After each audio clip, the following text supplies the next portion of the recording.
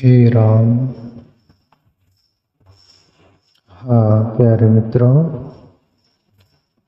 सत्संग लेंगे अपन गीता जी के सूत्र पर।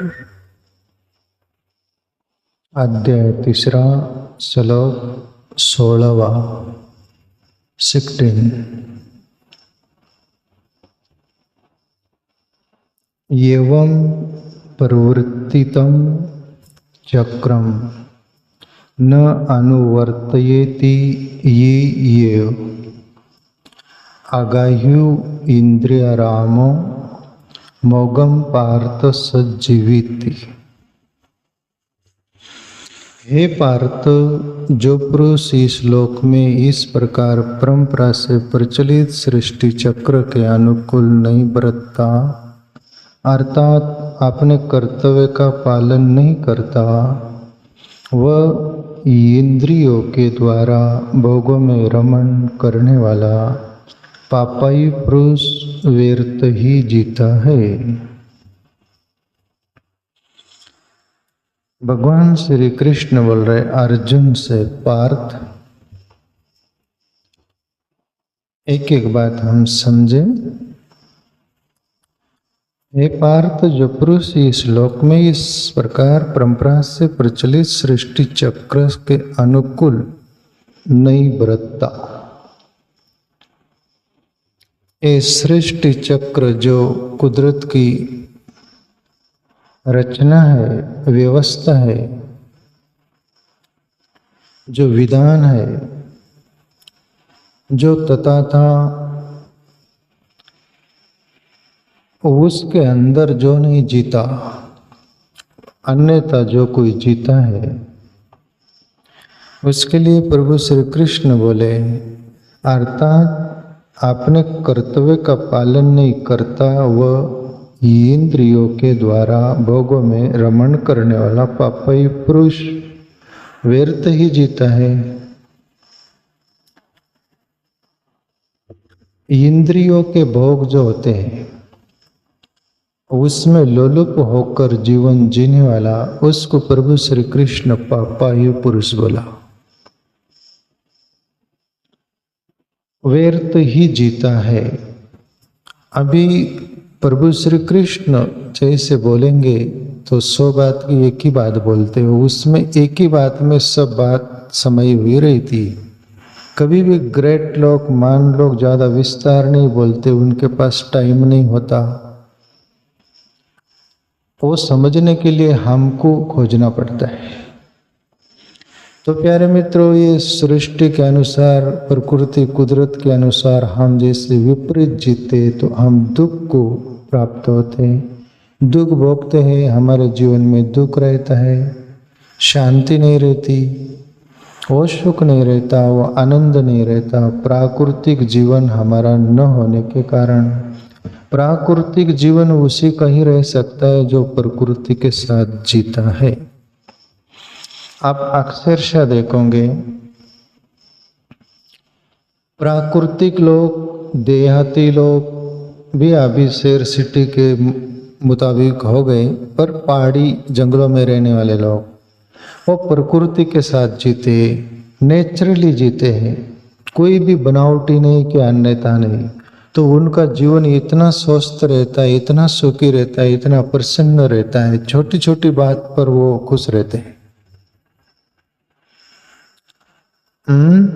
क्यों? वो प्रकृति के साथ जीते हैं। मैं कई वर्षों से पढ़ा था, वो कोई संदर्भ में बोल रहे थे, एक बड़ा विज्ञानी भारत में आया है और उसकी कहीं रोड से जा रहा था जंगल के रास्ते, वहाँ पर उसकी गाड़ी खराब हो गई, शाम का समय था तो क्या करे।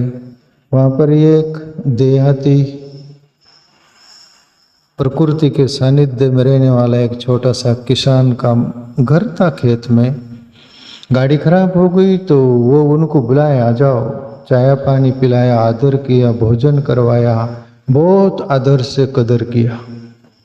तब वो विज्ञानी सोचा कि ये तो हमने कभी देखा ही नहीं, हम तो बड़े विज्ञानी लोग हैं, बड़े सब कुछ देखते, पर ऐसा प्रेम, ऐसा आवभाव, ऐसा हमने आज तक देखा ही नहीं। वो अचंभित हो गया, विस्मित हो गया और उसने रिसर्च करके बोला कि प्रकृति के साथ जीने वाले लोग स्वस्थ रहते हैं, तन से भी, मन से भी, बुद्धि से भी, सब एंगल से स्वस्थ रहते हैं। और जो कृत्रिम जीता है उसका जीवन विकृत रहता है। प्यारे मित्रों, अभी सृष्टि के काल चक्र के साथ जीना, जो व्यवस्था है कुदरत की, उसमें जीना, मैं मेरे अंदाज में बोलना चाहूँ,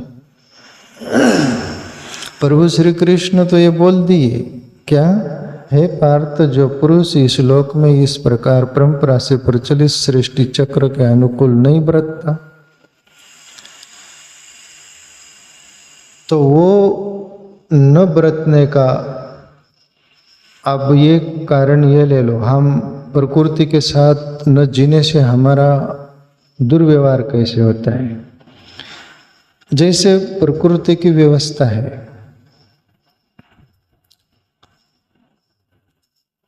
तुम शादी किए,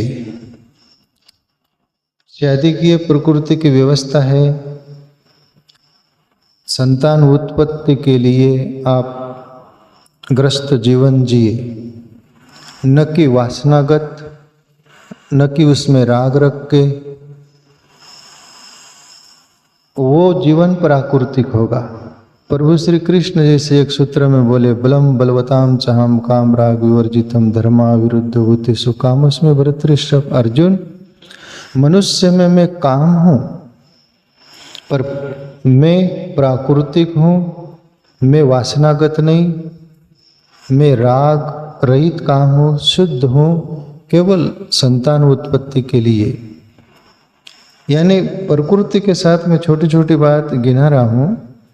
आप यदि प्रकृति के साथ जीवोगे तो राग और वासना से अलग होकर जीवोगे प्राकृतिक, तो आपका शरीर स्वस्थ रहेगा, मन स्वस्थ रहेगा, आपकी बुद्धि ठीक रहेगी। कभी भी राग वासनागत जीवन जीने से बुद्धि भी मंद होती, मारे जाती, मन भी विकृत होता है, शरीर पर भी जीर्ण शीर्ण असर होता है। ये कृत्रिम विकृत हो गया और प्राकृतिक नहीं, ये सृष्टि की व्यवस्था के साथ जैसा नहीं, तो हमारा जीवन जवाब दे देता है ना। जैसे तुकाराम बाबा एक जगह बोले, विधि ने सेवन विषय त्यागाते समान, ऐसा विधिवत सृष्टि की जो रचना है उसके साथ होकर जीना, तो हमारे जीवन में कोई भी प्रकार का झंझट नहीं होगी, कलह नहीं आएंगी, सब तरह से हम स्वस्थ रहेंगे। अभी प्रकृति के साथ सृष्टि का काल चक्र, जो भी उसके कुदरत का विधा जो है विधान, उसके साथ हम अप्राकृतिक और भी अंदाज से जीते हैं। जैसे ये पेड़ पौधे हैं, ये प्रकृति की व्यवस्था है, उनके साथ हम छेड़खानी करते हैं, उनको काटेंगे अपने स्वार्थ के लिए, पर्यावरण के साथ हम धोखा करते हैं, ये प्रकृति के साथ हम छेड़खानी करते हैं, तो ये प्रकृति फिर अपनी चाल चलती, अपने को ही दंड देती कि नहीं।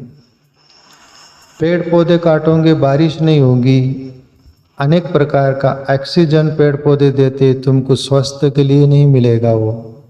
तुम यदि प्रकृति के साथ ठीक ढंग से जियोगे तो प्रकृति भी तुम्हारे साथ ठीक ढंग से व्यवहार करती है ना। तुम यदि विकृत उनके साथ चलोगे तो तुम्हारे साथ भी विकृत व्यवहार होगा। अभी पशु पक्षी ये सभी कुछ प्राणी है, वो भी एक कुदरत की व्यवस्था है। उसको तुम अकारण अपने स्वार्थ के लिए, मांस भक्षण के लिए बोल दो कि शिकार के लिए बोल दो कि मनमाना स्वच्छंद होकर उनको मारते हैं। मैं कहीं पढ़ा था, कोई एक देश में शायद चीन में कि क्या, ये गोरैया पक्षी होते हैं ना, गोरैया पक्षी को वो धान खाती खेत में, तो उसमें विष डालकर ऐसा कुछ करके सभी को मार डाला, तो उस वर्ष उस चीन में काल गिर गया था, बोलते हैं बारिश नहीं हुई। और दूसरी उन्होंने ये किया कि ये चूहे हैं ना, चूहे को भी मार डाला, तो प्लेग आ गया सब कुछ। बिल्ली को भी मार डाला था, तो और बीमारी एक आ गई थी। क्यों? तुम प्रकृति के साथ नहीं जीते, आप प्राकृतिक जीते हो, तो प्रकृति तुम्हारे साथ भी दुर्व्यवहार करती है। तो ये जो सृष्टि है, प्रकृति है, जो रचना है, उसके साथ उसकी व्यवस्था जो है, उसके संग साथ होकर यदि हम जिएंगे तो कोई भी प्रकार से अपने लिए हानि नहीं होगी, वरना अपने लिए हानि हानि है।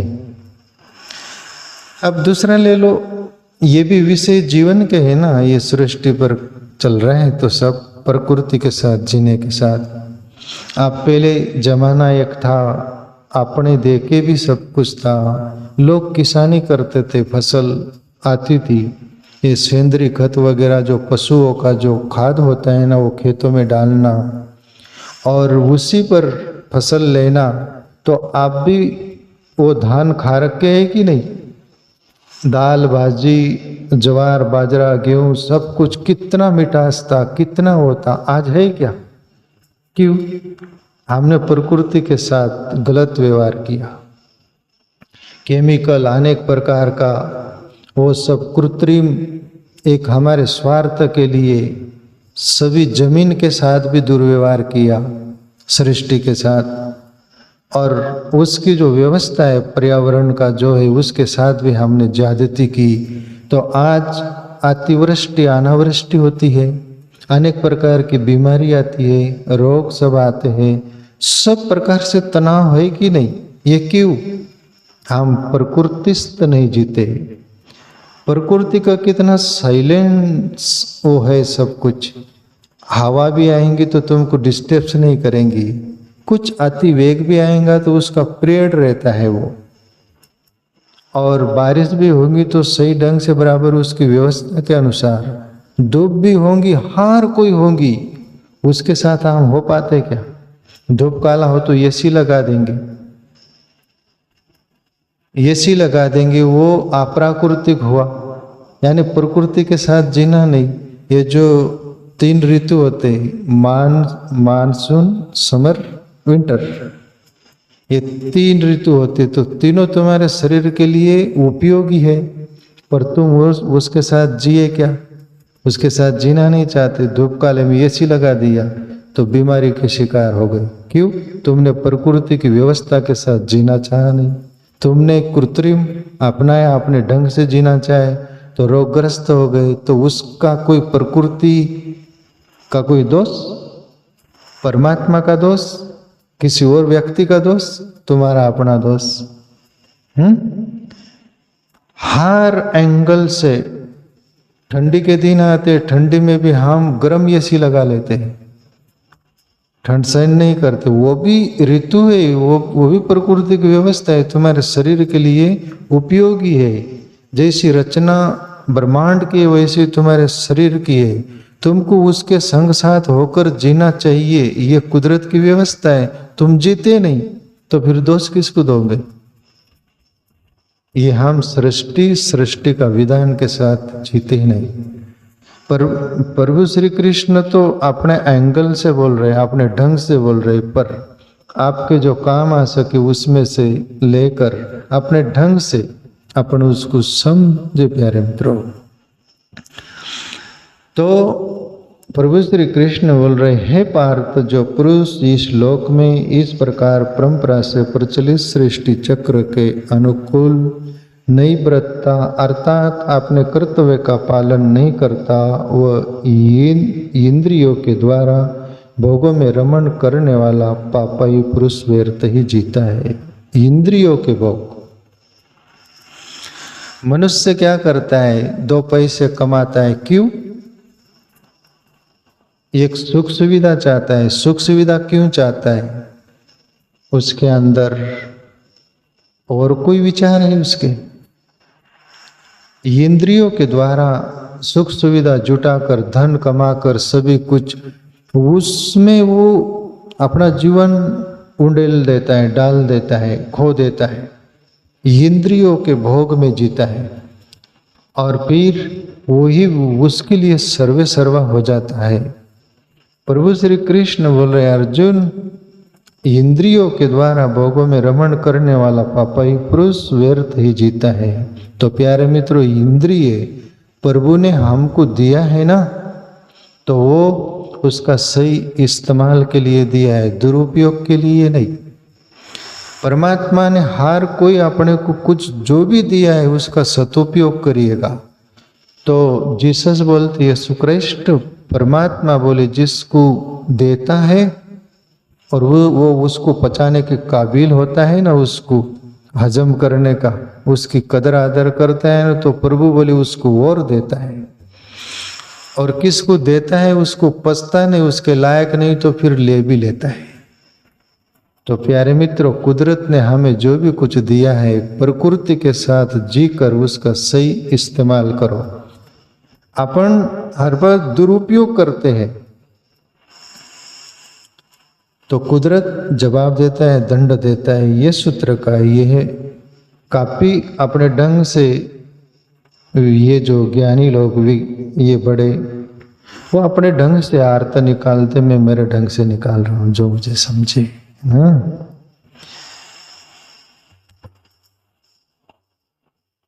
एक सूत्र ले लेते और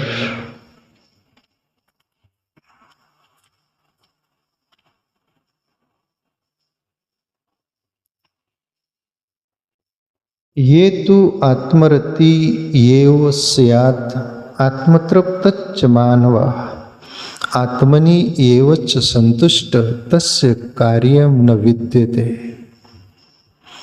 अर्जुन, परंतु जो मनुष्य आत्मा में ही रमण करने वाला और आत्मा में ही तृप्त तथा आत्मा में ही संतुष्ट हो, उसके लिए कोई कर्तव्य नहीं है। प्यारे मित्रों, ये सबसे बड़ी उपलब्धि है और सबसे बड़ी खोज है और सबसे इस दुनिया में जगत में वो उत्कृष्ट व्यक्ति है जो सत्य की खोज करता है। वो सत्य आत्मरूप में हमारे अंदर है। प्रभु श्री कृष्ण बोल रहे कि अर्जुन, यहाँ सभी के लिए कर्तव्य कर्म सभी कुछ है, पर उस पुरुष के लिए नहीं रह जाता। किसके लिए? जो मनुष्य आत्मा में ही रमण करने वाला। आत्मा में रमण करने वाले का अर्थ क्या? यानी अपने आत्मा के आत्मा में ही विचरता है, वो उसमें ही रहता है, वो उसके लिए अन्यत्र कोई नहीं रह जाता। वो आत्मसुख में रमण करता है वो, और उससे बढ़कर उसको सुख क्या बोला जाए, उसको परम आनंद बोला जाए। उसके लिए फिर कोई कर्तव्य कर्म नहीं। जो हमारे लिए सब कुछ होता है कर्तव्य कर्म, उस पुरुष के लिए नहीं रह जाता। दूसरी बात बोले, आत्मा में ही तृप्त, अपने आत्मा के आत्मा में ही तृप्त। हम अतृप्त रहते हैं, कभी तृप्ति होती नहीं। अनेक कुछ चाहते हैं, चाहकर भी मिल जाए तो तृप्ति होती है क्या? अतृप्ति बनी रहती है। तुम भोजन भी करो तो बकरी की तरह ही जीवन रहता है।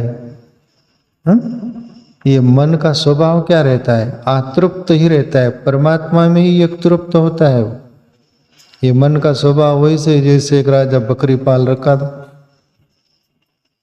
और शर्त रखी, सब दूर प्रचार प्रसार किया गया कि जो ये बकरी को पेट भर के भोजन करा के लाएगा उसको इनाम बख्शिश दिया जाएगा। पूरे नगर में बात फैला दी गई सब, और पूरे नगर के लोग आए कि बकरी को अरे फुल पेट भर के चारा खिला के लाएंगे और बख्शिश लेंगे राजा से। एक से एक लाइन लगी और ले जाते बकरी को, चारा खिला के लाते सब कुछ, और राजा बैठा रहता सिंहासन पर। बकरी को लेके आते और राजा को मालूम था वो आइडिया कि बकरी को कितना भी खिलाओ, पेट संतराम बकरी का स्वभाव। सिंहासन के पास जो हरा पाला रखता था राजा, ऐसा बकरी तरफ ऐसा किया कि बकरी खाने लग गई। तो वो फेल, दिन भर चरा फिरा के लाया, फेल। दुनिया भर की दुनिया ही सब कुछ बकरी को फुल पेट भर के खिला के आया, पर राजा वो करता तो खाती।